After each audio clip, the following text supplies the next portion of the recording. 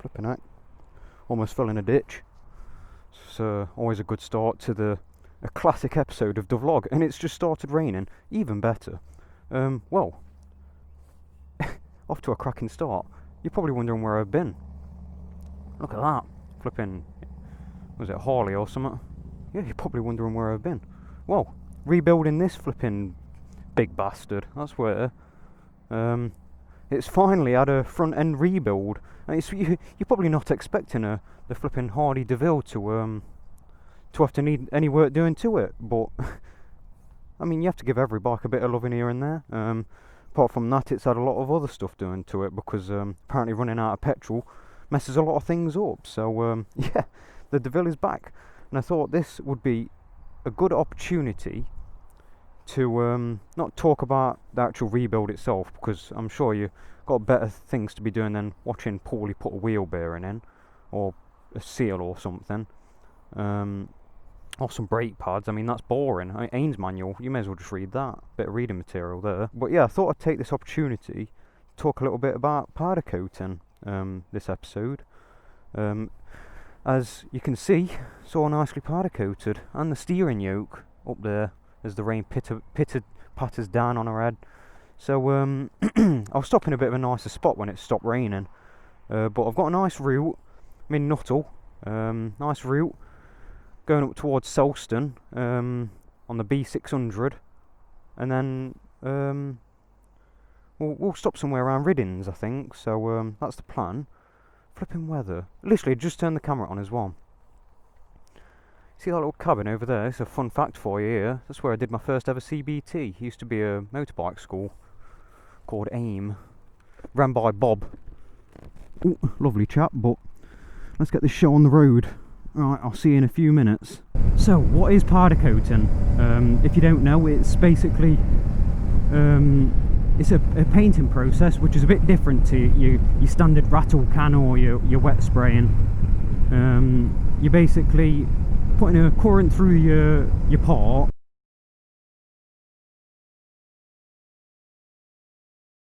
and then flock it with a powder coating gun with the colour of your choosing. And then once it's flocked, I think that's the correct term, you bake it in an oven, just like a batch of cookies, like some chocolate chip cookies or something. Look at this, stuck behind a cyclist. So yeah, you're baking the paint on instead of like wet spraying or whatever. You let it cure over a couple of days or what have you. Not powder coating, you have to warm it up and cure it like that way, and once it's cooled down it's ready to go. That's simple. So it's not like liquid or like that. It's powder coat. Well, it's in the name, it's powder. It's a plastic polymer, I believe, but there is different kinds and stuff, but we're just talking about the kind I use because well, that's the only stuff that I know a little bit about. So I've split the process, the whole powder coating process, down into three an old Volkswagen camper, 3 main parts or stages, that being preparation, application and curing. Your preparation, basically it consists of the good old the fun job of cleaning the part and stripping all the old paint off, and yeah, it's really boring. You have to tape up all of your important bits that you don't want to either shot blast or paint, like bearing faces or seals where they go.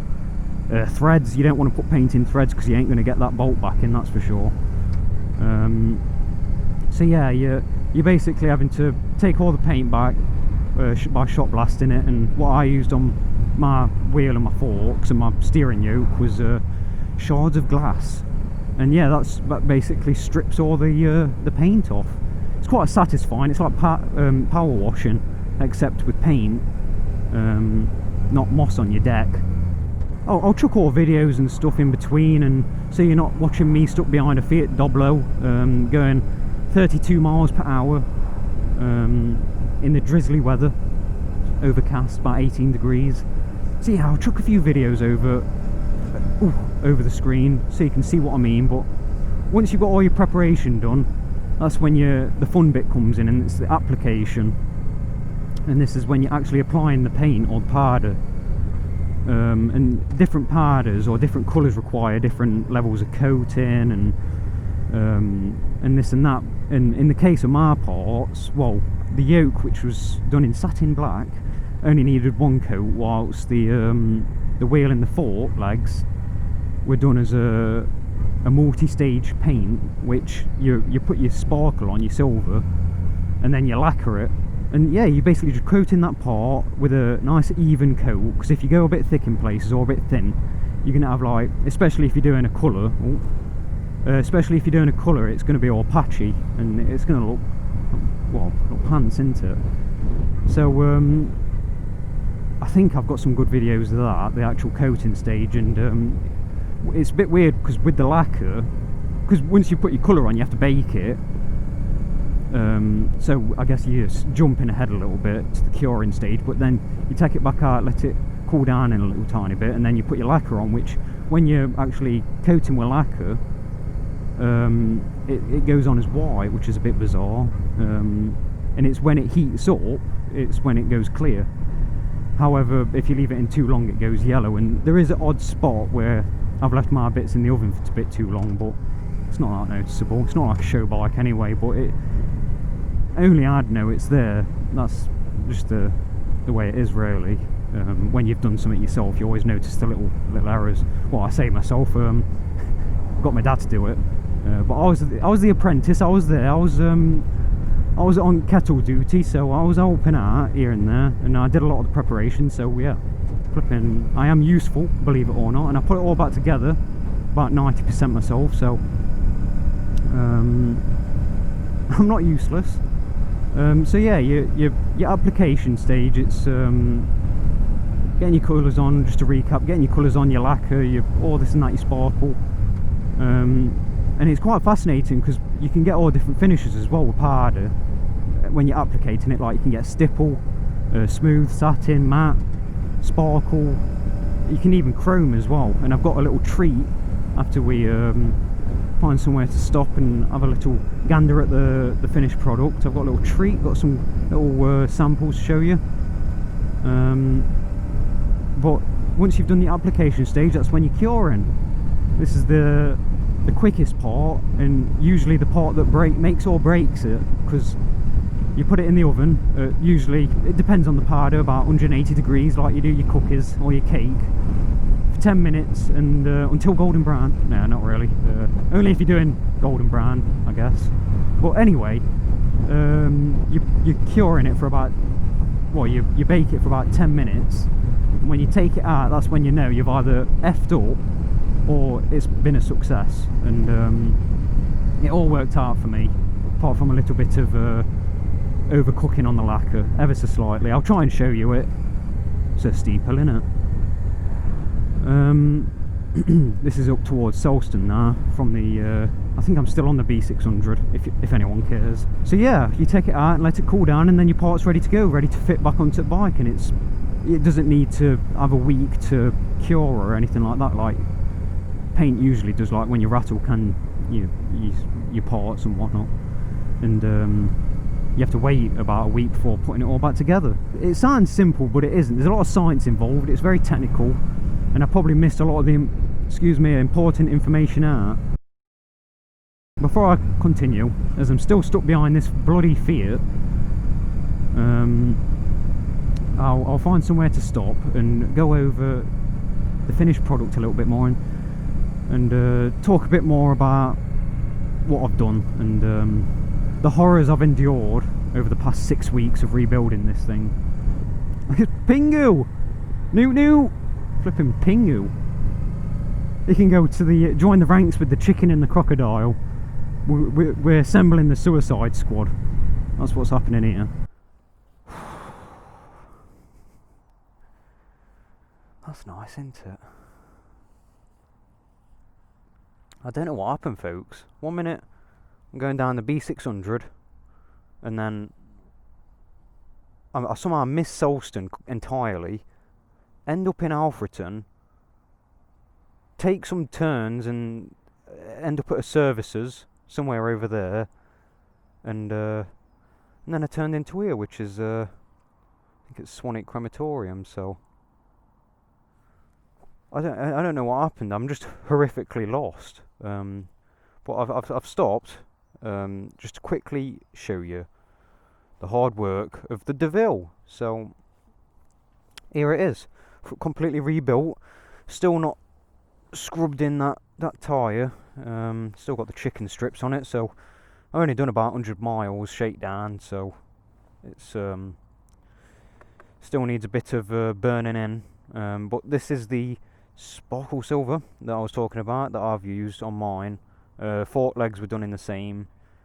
I put the same discs back on, but new pads, new wheel bearings obviously, and seals. Forks are completely rebuilt from the ground up because the dust seal, which is this one, if you just have a bike and you don't know anything about it, dust seals were cracked, so it was only a matter of time before seals were going to get ruined. But the seals that came out, they weren't leaking or anything. The forks, stanchions were great. But I've changed all bushings as well while I was at it, and retaining ring, all this and that. Put new bolts in bottoms because the smarty pants that I am, I put slightly bigger bolts in the bottom, and the heads stuck down. Well, it was this one, I think. The head stuck down a little bit too far, and I had to grind the head off a bit so I could get the axle in. But as you can see, stainless, everything's stainless. It's lovely. No more rusty bolts except for what's holding disc on, because I couldn't find any replacements for them. But yoke is also done. Can you see it? That black thing there holding the forks on the bottom yoke. I had to take the old steering stem out because once I had the wheel and forks off, I was just like playing around with handlebars, like and noticed there was a bit of a notch, and if you let go, they reverted back to the middle on their own, and that would explain some of the speed wobble that I've encountered here and there. And I think it's actually captured in a video that was where handlebars go into a bit of a death wobble. It turns out the bearings were on way out, so I had new steering bearings, tapered ones, so performance this and performance that. I think it was Koyo wheel bearings, Silkalina fork oil, powder coat, courtesy of somewhere in Poland probably, because you always have to import it. Also balanced the wheel myself. Look at that, put the weights on, stuck them on me son. It's had a new valve as well. Didn't see point in putting the old one in, but yeah, there you go. Lovely finish, nice, and I wanted a gloss finish to make it easier to clean. Well, it looks nicer anyway. I've got a visitor. I hope I'm not intruding. It is a crematorium after all. But anyway, since the sun is out and it's not raining, this was the little bonus part that I wanted to show you lot. Right then folks, just had to do a little jump cut there, trying to be respectful and quiet to the people visiting here. But the possibilities are endless with powder coat. Any colour you can think of you can make. You can mix colours as well, which is pretty cool, but I'll talk a bit about that when I find one of the squares with that colour on. But yeah, I'll chuck them down on grass. So your gloss white, rather basic colour, stipple silver, which is like a rough finish, good for, I don't know, not motorbikes. This is an interesting one. This is bare metal, lacquered, so you could actually do your fuel tank and just lacquer it, like strip it back to bare metal, polish metal, and just lacquer that bad boy, which would be quite fancy, wouldn't it? But that's bare metal lacquered. This is the colour I actually did for my stuff, I believe. Let's say a quick look. Looks like it, doesn't it? Yeah. This is what made me decide that I wanted this colour. It's like a nice mild sparkle to it, not too much, because you can get proper glitter in the powder, but I didn't want to go overboard. This is a good one, right? So you can even powder coat, as you can probably tell by the reflectiveness of this, chrome, and you can actually mix colours together to get this finish on other colours, like I don't know, red chrome, blue chrome, stuff like that. So that's a good one, because you won't ever have to polish it with chrome polish. Just do you like them bits chrome usually, wouldn't you? peg holders. This is a Subaru Gold Sparkle. You get a nice sparkle in the sunshine. You see that? Quite nice, isn't it? Lovely colour. Subaru Gold. Honda Red. It's just red. Traffic light red, I don't know. Wine red, which I think this has actually got the chrome in it, but I could be wrong. Or red chrome. Lovely deep red. Midnight blue. This is what I mean about the big bits of glitter that you can get in the paint. You see that?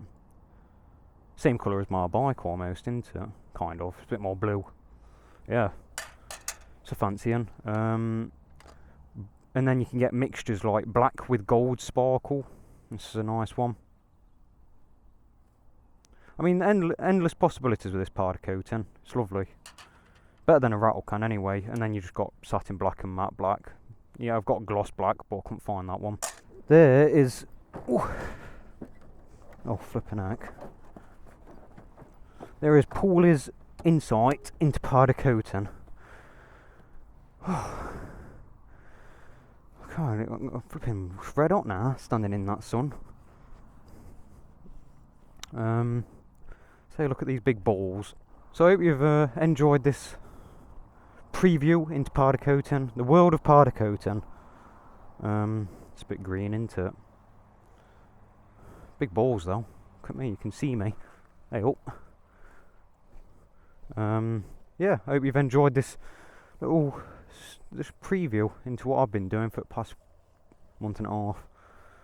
Flipping rebuilding a 20-year-old bike. Flipping missing out on the sunshine. That's what I've also done. Missed out on all that nice weather we had in UK. But I'm back now, folks. I'm back, and I'm back for good. On the flipping mighty Deauville, as you can see. So I guess I'll end that one there. I'll see you in the next one. Over and out. See you in a bit, folks. Ooh.